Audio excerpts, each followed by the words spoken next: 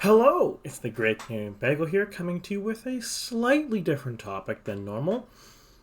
This video is about hypothetical elections with different conservative leaders. So, as I'm sure anyone watching my channel is aware, there is the conservative leadership race going on, and there's polls for this. But almost all the polls that have come out have mostly been about who Canadians like the most of these leaders, but not who they would vote for, if that makes sense. So you do not get many head-to-head polls. I will just have say Charest versus Trudeau, Blanchette, Singh, Kuttner, etc. You don't see many of these. I believe Leisure had one poll that had that, but that was way back in April, so it's horribly out of date.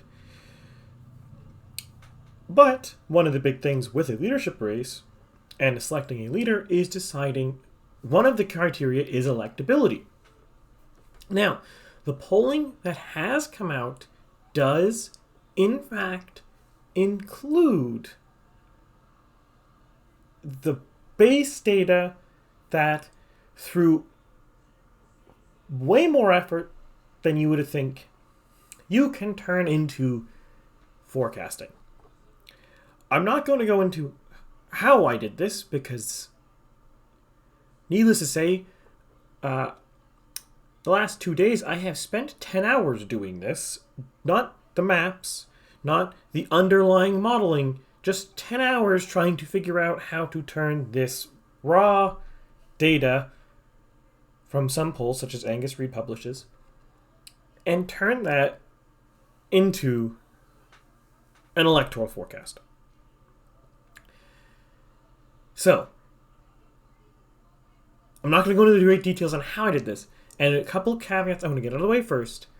These models, these hypothetical scenarios I'm about to go through for Jean Charest, Pierre Poilievre, and Patrick Brown, those three exclusively because I have enough polling data for them to do this, to create the synthetic scenario. I would have loved to do Lewis, but I don't have the data for her, so I cannot do her. That is unfortunate. Blame pollsters. With this, the big caveat is this is based off of contemporary numbers. So, this is what they would do as of I've calibrated the model to spit out July 3rd numbers. So this is what these candidates would do if there was an election on July 3rd. If we're seeing an election in 2025, things could change rapidly. So these are not that applicable to 2025 or any other future date. They are applicable to Sunday. If we have an election Sunday with one of these three leaders as the conservative leader, this is what would happen. I also have Bergen here just as the control, because this is what my model spits out if you don't do any shenanigans. This is just the result that right now. So where am I? The thing I would like to note too, is hypothetical scenarios based off of synthetically derived electoral results have a large margin of error on them. The best I can figure is it's about plus or minus 4%. So it's quite a large bar, and I'm talking about specifically the conservative vote share, about plus or minus 4% on the conservative vote share. And then the math works, that kind of figures out through everyone else. It's not quite the same for every party, but that doesn't really matter. The point of these hypotheticals is to test these candidates in a general. Okay, so that done, before I show some, we'll go with lovely maps first. So right now we have Bergen here. So Bergen, right now, is going to edge out a minor victory with 10-seat lead. You see places like New Brunswick, the Conservatives are slightly leading the popular vote. They're about tied in Ontario, with the Liberals have a slight edge, and they're doing quite well in Western Canada, and not too bad in Atlantic Canada compared to historical or the last couple elections. Notably, I have colored Manitoba wrong here. It should be this color, but because of how it takes a long enough time to make the maps that I didn't really want to regenerate this map once I noticed that mistake. So we're dealing with that. It took me about 50 minutes to generate all these maps because I don't have sophisticated software to do that yet because I burned all of my development time doing this. So you'll have to live with it. That's what Bergen is. She is narrowly winning and almost certainly would be able to form a comfortable minority government with support from the bloc and to a lesser extent probably liberals in some votes. But on most common issues, it'd probably be the bloc propping them up because the bloc has really very little incentive to topple a conservative government and how the conservatives have normally run the country. Especially since Quebec nationalism is getting more tied to the right-wing CAQ, and the bloc is courting that vote, and the right-wing CAQ has much more in common with the conservatives than anything else. So there is that as well. But there really is very little incentive for Blanchette to topple a conservative government unless the conservatives are doing something so egregious to Quebec, or something egregious to Quebec, in Quebecers' eyes. That is the only reason why Blanchette, I think, would topple the government. So probably relatively stable, depending on what, in this case, Bergen does as Prime Minister. But, as we can see, by this scenario, the control case here, with no other leaders, this is based off of contemporary polling data, real polling data, based off of the real polls, no adjustments, no math, no funkiness that I'm doing right now, Bergen is going to narrowly win. But narrow win is a win.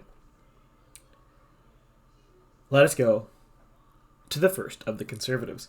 So the first one here we have... That didn't go through. No, I don't want to go Poilievre first. That's boring. We're going to go Charest first. So, Charest, actually somewhat surprisingly to me, and we're going to go into popular votes by ridings and province and stuff later, but we're going to just do the first overall map first. So, Charest, in a surprise to me, does actually win a head-to-head with Trudeau. Now, there's a bunch of caveats that we will go into when we start looking at the actual raw data, but in general, what does he do versus Bergen? So, well, he does better in Atlantic Canada, picking up more seats in Nova Scotia, more seats in Newfoundland, does a bit better in Ontario, but it's mostly Liberals do worse in Ontario, because the big thing to note with him, which again, we'll get into popular vote shares in a bit, but Charest suppresses the Conservative vote share, but also really suppresses the Liberal vote share, because he's taking a lot of the blue Liberals from the Liberal Party, it looks like, based off of the available polling. So he's stealing a bunch of these blue Liberals, but he's also losing a lot of his supporters. There are a lot of the Bergen Conservative supporters. So it's a bit of a soft murder-suicide there, but in the end it works out for Charest because the Conservatives are already winning. In a lot of regards, again, we'll go into this more detail in a second, Charest wins this mostly because of Trudeau. I don't think it's because of Charest. Because the big thing is the Liberal vote share is taking a big hit from the last election. But we'll get into that momentarily. Next scanner we have here, we don't want Poilievre. Oh, I guess I labeled... I've labeled Brown Poilievre. Apologies, Patrick Brown, but this is Patrick Brown. So he actually loses here. And I think there is a big reason why he loses and Charest doesn't lose. So it's throwing me off because it's written as Poilievre here, but this is Brown. No, I can't. This is not a good software to edit this in. So this is... So why does Brown do so much worse than Charest? Well, the real lesson here is Charest actually successfully takes the blue Liberals, whereas Brown doesn't really have much pull with them, but he still also loses a lot of core conservatives. He doesn't lose quite as many core conservatives, or I'm going to call them Bergen conservatives, that Charest does. Charest loses a lot of conservatives. A lot of the Bergen coalition, a very large percentage of them go. But Brown takes slightly less, but he doesn't really gain anything in response. So his vote share is actually less. And he takes less votes from Trudeau, so Trudeau's vote share is higher. Not because of anything Trudeau did, but, well, Brown's candidacy was not particularly strong in this result. Now, part of this, I suspect, that if we actually had Patrick Brown as the leader, we would see one of two outcomes. I don't think this is a very stable scenario. I think Charest is relatively stable. This one I don't think is very stable, because there's a lot of Conservatives I know who don't trust Pat Brown at all because of the way he acted in Ontario when he took the leadership of the Ontario PC Party. They don't trust what he says or does.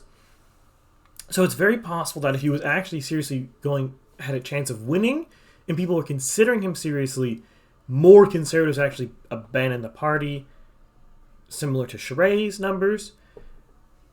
Or, potentially, if he was more likely to win and had better name recognition among non-conservatives, he might pull more supporters from other parties. Because the important thing to know is when you are a less known, generally, roughly speaking, or a less serious contender to win an election, people consider you less. That is why Singh and a lot of new Democrat Party leaders typically enjoy very high approval ratings because people don't really consider them very much. So a lot of people who would, for example, really dislike Trudeau don't even pay attention to Singh. They don't know anything about Singh. So when polled, they're like, I don't know anything about him. But as soon as someone like Singh was a serious threat to winning an election, then people learn about them, and then their approval numbers for the NDP leaders start looking more like Liberal approval numbers. If that makes sense. And I think that's probably a similar case here.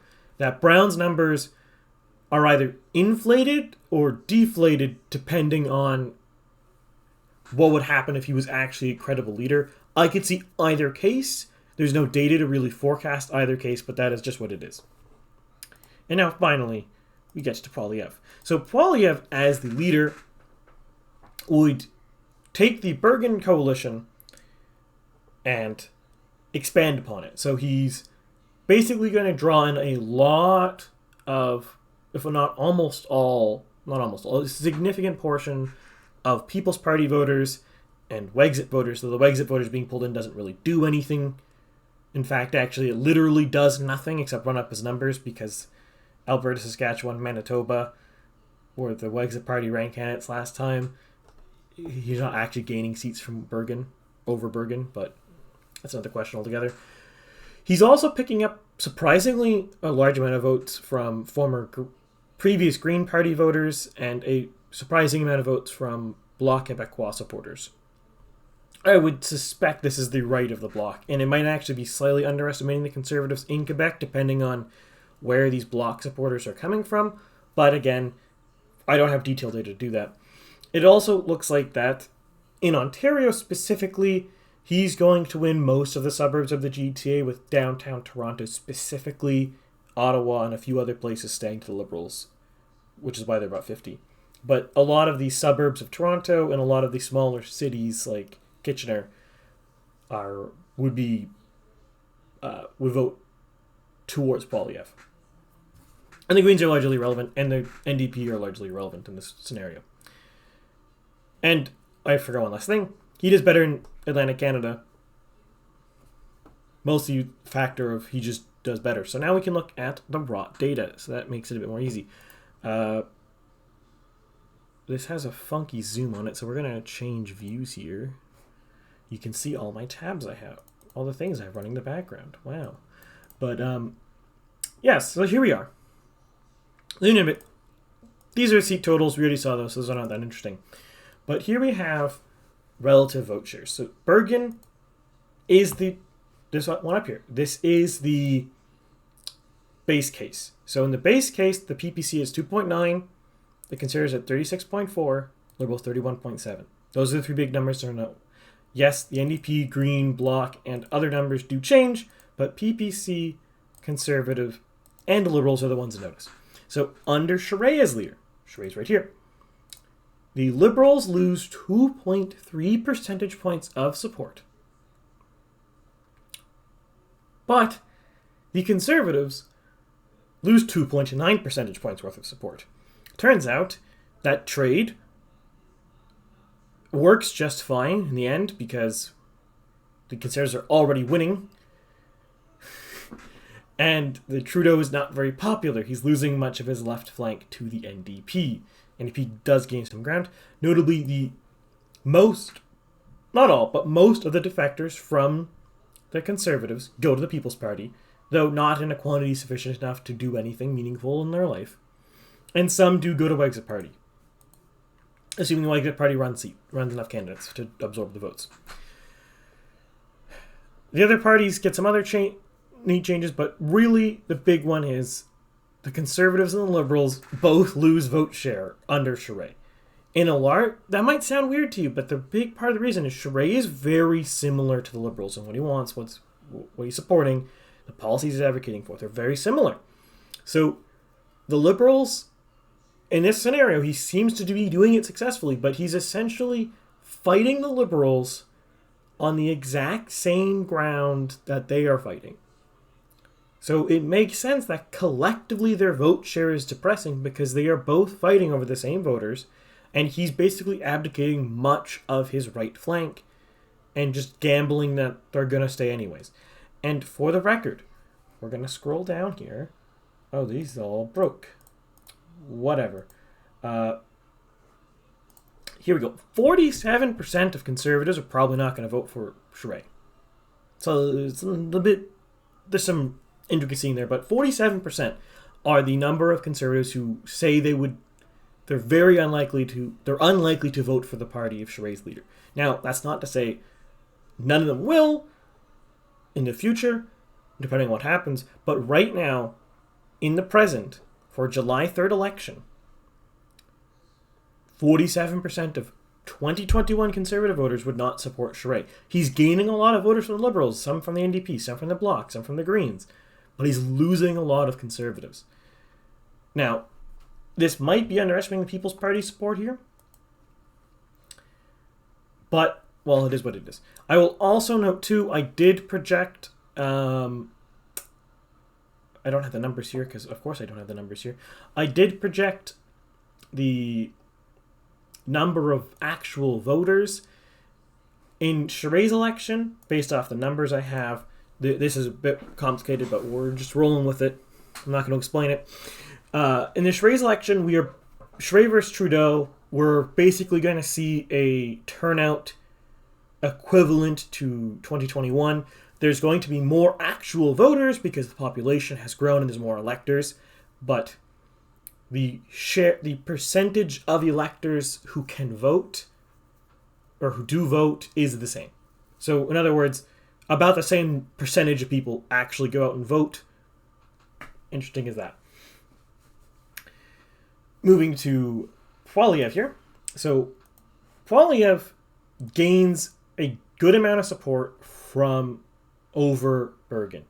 So, where is that coming from? So, a good chunk of that is coming from the People's Party, and a surprising amount is coming from the Bloc. And a little from other places.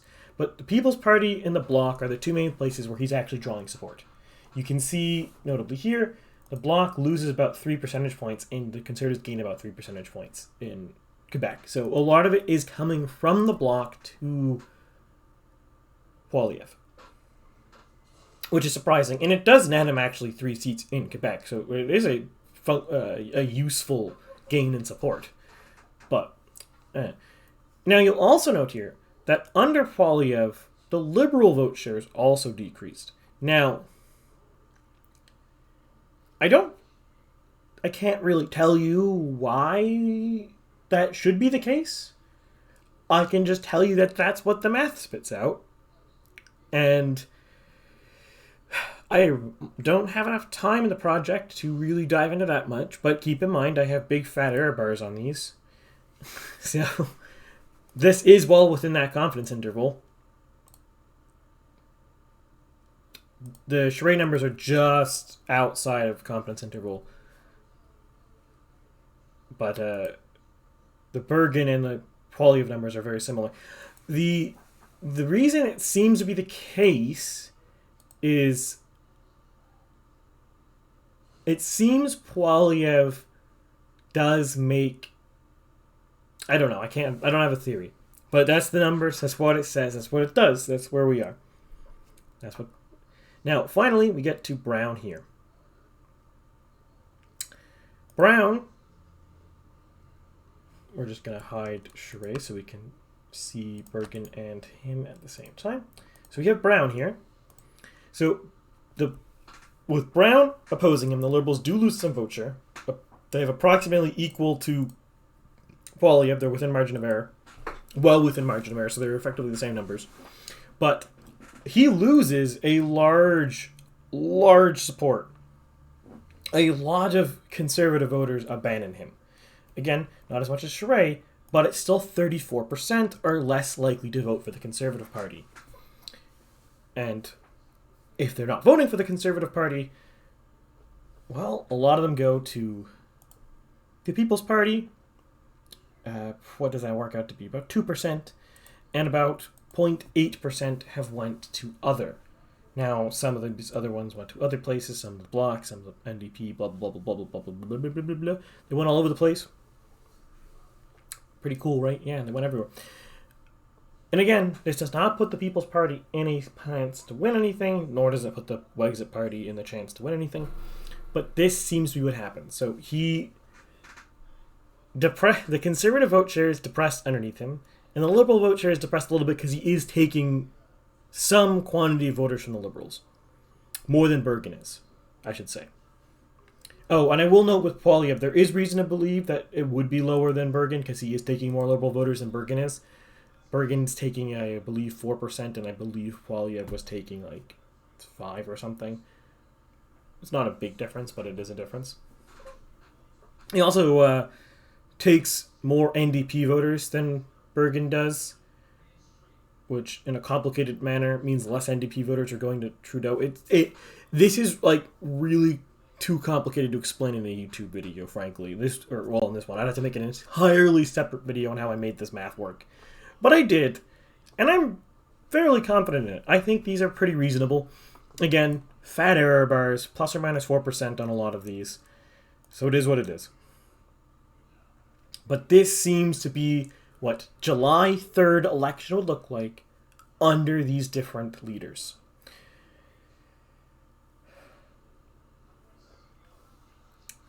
Now, what would be the status of these parties, of the party, if this election were to happen?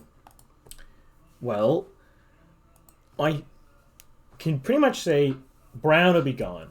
He's not going to stay on if the Liberals continue to lose vote share and win, and the Conservatives continue to lose vote share and still have the plurality and still lose. He'd be gone. Poilievre would be fine. He's staying in. He's the majority government, so he's perfectly fine. Charest and Bergen would also be fine. Though Charest does have the problem that he's effectively fanning the flames of the People's Party, which is grinding into his back. And in a scenario where Trudeau loses, I suspect Trudeau steps down, either by force or to preserve whatever dignity he has left. And then they get a new Liberal leader in charge. And I don't know how well Charest would do against a generic Liberal. Now, if it's someone like Freeland, who's very closely tied to Charest, I don't think he does better. But if we're talking about a Liberal who is distinct enough, either they're a fresh face or they're a cabinet minister who's not been super tied to Trudeau like Freeland has, I don't know how well he can do. Because, again, he's pitching himself very similar to the Liberals, and he doesn't have much room to play with. Now, it could very well be the case that down the timeline where Charest wins the leadership race and wins that general, we could very well see a very unstable bit of Canadian history where we have a bunch of very short minorities as long as the Conservatives and Liberals are both chasing the same voters because there is not enough voters there. And I suspect we would see the NDP and the People's Party continue to grow in that scenario, and the Liberal and Conservative vote share continue to decline. collectively until the point that likely the NDP wins, generally. So, in a roundabout way of saying, based off of my modeling, based off of the data I've done here, if Charest wins the Conservative leadership race, that is the timeline where the NDP actually forms a government one day. It's not guaranteed, but that is the timeline I see going forward. Under Bergen or Poilievre, because both Bergen and Poilievre are very similar ideologically speaking, they have some differences and nuances, obviously, because they're different humans, but they're different people, but they're very similar ideologically speaking. So I don't really suspect much change would happen. With a Bergen win, because if we go back to maps here, a Bergen win looks like this. I don't know if Trudeau steps down, because the Liberals did lose, but it's only 10 seats. It's not a big deal. You compare that to Charest here, they're down 26 seats. I think that's a big enough loss that Trudeau has to step down. He's lost 36 seats in total to get here, because they're at 160. So I think he has to step down in this scenario. But we don't love these. But here he's only lost 20 seats. And the Conservatives gained seats from the Bloc, from the Liberals, from the Greens, and from the NDP. So it's not so much a one-sided affair where the Liberals are taking huge losses to the Conservatives. It's very much a case that I think Trudeau could, if he has the support of other members of the party, stay on and contest, say, 2027. Or, well, we're considering the election is tomorrow, July 3rd. So, in this scenario, he would be contesting 2024, probably, because the minority government probably only lasts about 2 years. Yes, I did say earlier that there's not much incentive for Blanchette to torpedo the Conservative government, but minority governments rarely last long. It's 18 months on average, so even estimating 2 years is assuming Blanchette is a nicer partner than partners normally are. And all sorts of things could happen. It could be the case that Bergen thinks she could win a majority and calls a snap election. So that could also be the case too. But it seems like in this scenario, Trudeau could probably stay on. And now if we go to Poilievre, I think Trudeau he probably resigns under Charest, but he definitely has to resign here because he's basically just trounced. Losing to Charest is you're losing to someone who's similar to you but says they're going to do the same thing better. Losing to Poilievre as Trudeau is a rebuke. Poilievre is very, at least rhetorically, different than Trudeau. He wants to reduce the power of the federal government. He wants to increase, that's a big thing. He wants to reduce the power of the feds and give more to the provinces, more or less, and give more power back to individuals. Whereas the Trudeau government loves centralizing power. Now, does the Conservative government continue with the trend of centralizing power in the PMO? I don't know. Trudeau came in saying he was going to reverse that. He didn't. At the minimum, we can say he's as centralized as Stephen Harper, though many people assert he's increased centralization, though when you're talking about something as nebulous as centralization, it's kind of hard to say either way, objectively, if it's been increased or decreased, because what does that even really mean? How centralized, it's not like a number line 1 to 10. You're not like, we're at 9 centralization now, before we were at 8, so it's 1 up. No, it's more vague and nebulous, but that's a whole other question for another day. So here, Trudeau definitely resigns, and I think what happens is the Liberals do soul searching, and I think regardless of the Liberal leader, they lose 2026, because again, we're assuming the election's July 3rd, so 4 years. The Liberals lose 2026, almost certainly, because they couldn't figure out who to run. And in fact, probably gained seats, very similar to Doug Ford in Ontario recently. Does 2030 play differently? That's hard to say. That's far enough in the future that I can't even estimate, but I suspect that if Trudeau loses and steps down to Poilievre an election like this, the Liberals won't know, like Liberal voters selecting a leader won't know who to select to be the new leader. Do they continue the Trudeauite path, or do they go for something different? I don't think they can figure that out. Because under Charest as leader, I think they can just continue electing Trudeau-like leaders. Because Charest like Trudeau. So you're basically trying to fight an authenticity battle against Charest, saying, we are the original Trudeauites. He's not. Oversimplified, but that's essentially the gist of it. Whereas against Poilievre, if he wins, he's going to drastically have changed the political landscape, because he rhetorically wants to change a huge amount of how the federal government functions. Probably the most substantial reform to federal powers in Canadian history, if not since 1982. Though I would even say this, if he does every single thing he said he wants to do so far, this might be the largest change in federal power, decrease in federal power ever, and the largest net change in federal power since the Constitution was created in 1967. And with that as your opponent, I don't think the Liberals will be able to figure out who to run against him.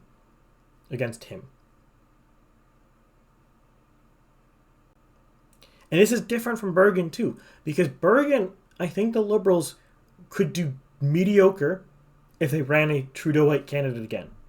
Basically, just if you carbon copied Trudeau, but he was a different person, so he doesn't have all the baggage Trudeau currently does, but has all the same policies and ideology. Against Bergen, I could see the Liberals still doing decent. We'll go back to her map for a second. I could foresee in the scenario that being decent, though I suspect Trudeau would stay on. But even if they replaced him, with someone who was identical in all but name, I think the Liberals would still do fine. Because Bergen didn't win a decisive victory here. It doesn't have the ability to restructure the game. That's Charest. Poilievre wins a decisive victory. Not only does he win a decisive victory, he has the ability and the will, at least rhetorically speaking, to actually do a huge structural change to the government. Does he do it? I don't know. But he has the capacity. So, to summarize this here, both the two main leaders of the Conservative leadership race, Charest and Poilievre, theoretically should be able to win in a general election. Great. But the degree of victory is different. And the future ramifications for Canada are different. Under a Charest victory, you're going to see Canada, the Canadian political parties, and the trajectory of Canada morph along Trudeauite ideological lines. It is very much a case that you are not electing different visions of the country, you would be electing different implementations of that vision. A Poilievre victory, conversely, would be the rebuke of a Trudeauite vision of Canada and the creation of a competitive electoral system for the first time in ages. But if you liked the video, by all means, press the like button. Comment below what you thought, what you think of my scenarios, what your scenarios could be. And remember, just a reminder, these are scenarios predicted for July 3rd, not 2025, July 3rd. But otherwise, by all means, subscribe and share the video to like, all, and subscribe and all that stuff. Otherwise, have a great day.